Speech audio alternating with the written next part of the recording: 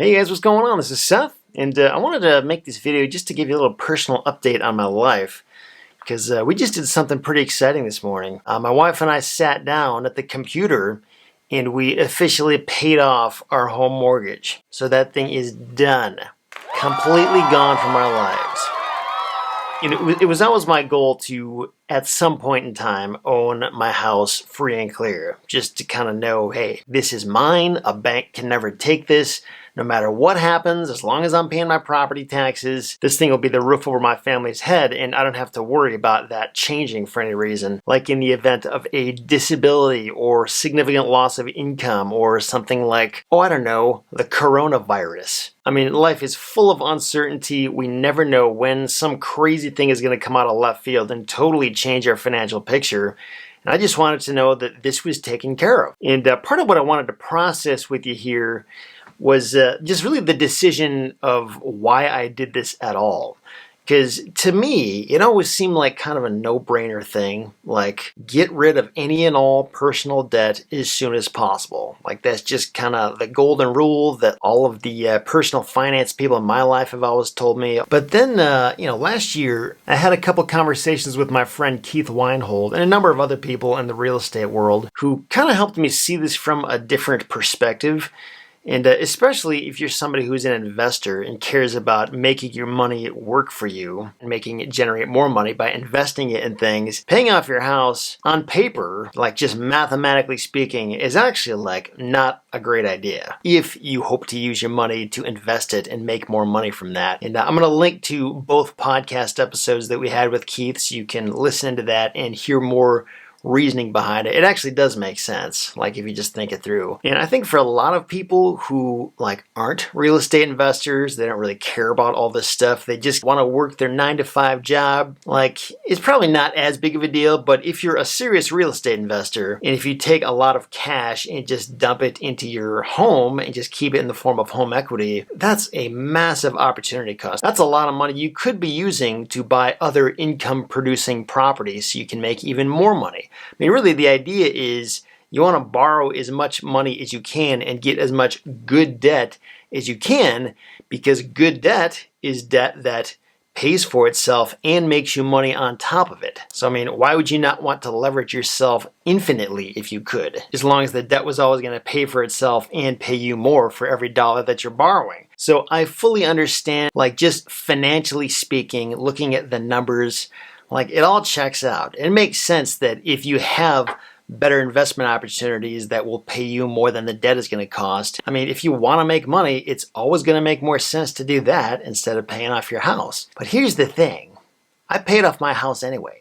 Why would I do this? Like seriously, why would somebody who knows better choose to pay off their house anyway? I eventually came to the conclusion after talking with a number of very important people in my life that not all decisions in life are financial decisions.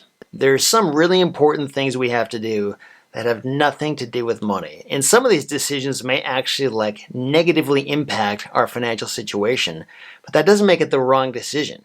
I think it's about understanding, what does success look like to a person?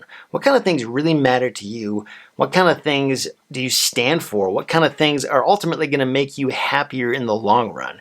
Even if it doesn't mean you have more money, but you have more peace of mind. And for me, it's one of those things where I just decided that having a paid off house is one of the things I care about. And yes, I know, even with a paid off house, you still have to pay property taxes and maintenance and repairs. So it's not like I ever completely escape ongoing costs and payments, but those ongoing costs and payments have gone down a lot. And no matter what happens, a bank can never swoop in and take my house from me, even in the worst case scenario.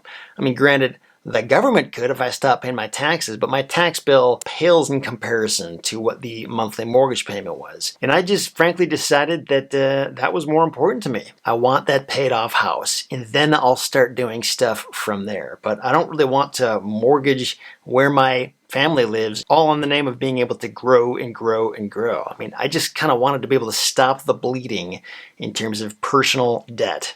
And that's what I did. And really, when you think about it, there's actually a lot of things that very wealthy, financially literate people do that are kind of similar to this, where like it's not really the financially smart decision, but they've decided that they value that, and so they spend their money on that anyway. For example, people who send their kids to expensive private schools when a public school would arguably get them just as educated about all the basics. I mean, a lot of people who have money choose to spend it on that kind of private education anyway, even though it's not required, even though there's other things they could do with that money that may be financially smarter.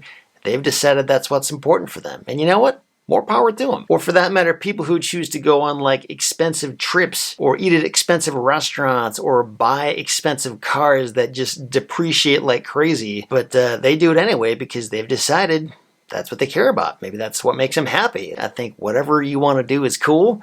But all this to say, it's like you can always make that argument. There's always going to be something, some kind of unnecessary thing that somebody is putting their money into that they could very easily divert and be, smarter and put into a cash flowing investment. So this is just one of those things that I chose to do, and I'm pretty happy with it. Honestly, I don't know if this is going to last, but it's a really cool feeling. Like it just feels like this little weight off my shoulders. It's not like my life is that substantially different, but there's like this tiny little burden that's like not on my back anymore. And of course, I mean, if the situation ever came up where I just really had to get the cash from my property to buy just some unreal investment opportunity, luckily there are things called home equity lines of credit that could step in and do that job for me. Granted, it's more paperwork and it's more hassle than just having the cash in my bank account, but still, it's not like I can never touch this money. There's just an obstacle standing in the way of getting that. So, I don't know, that's kind of where I'm at. In terms of whether you think it's the smartest or dumbest decision, I mean, that's up to you, to each their own.